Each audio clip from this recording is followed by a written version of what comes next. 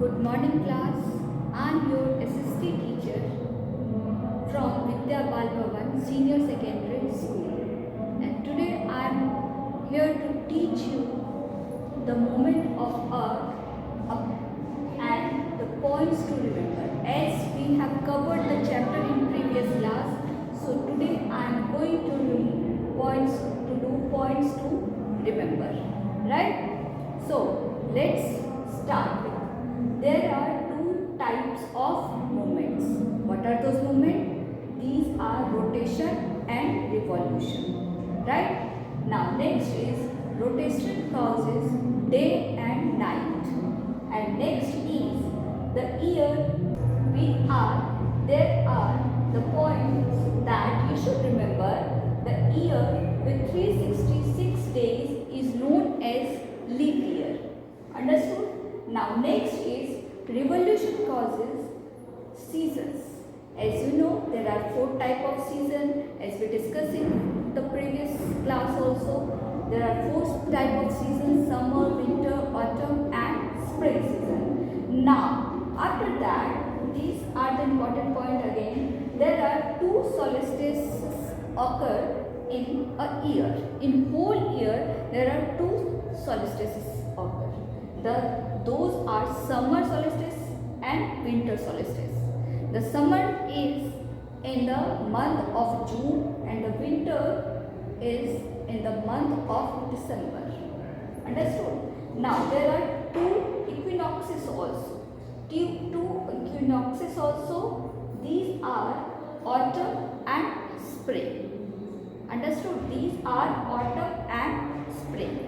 So these are the points you should remember when we will be doing the question answer, so that you will be able to answer all these questions whatever we are going to discuss.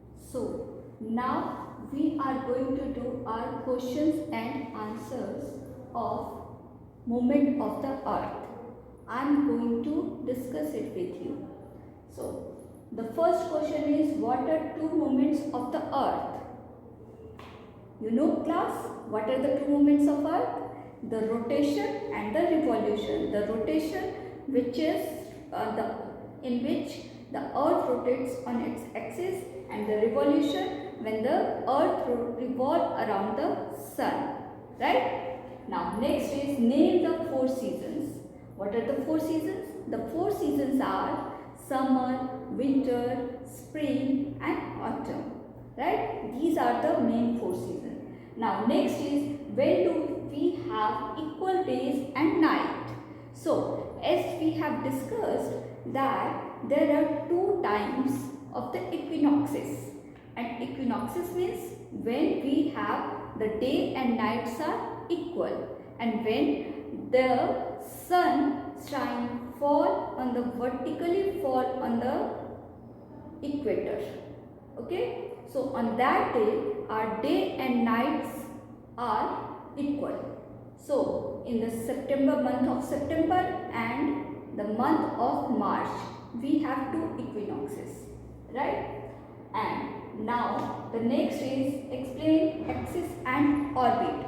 What is axis? Axis is an imaginary line which run through the North Pole to the South Pole.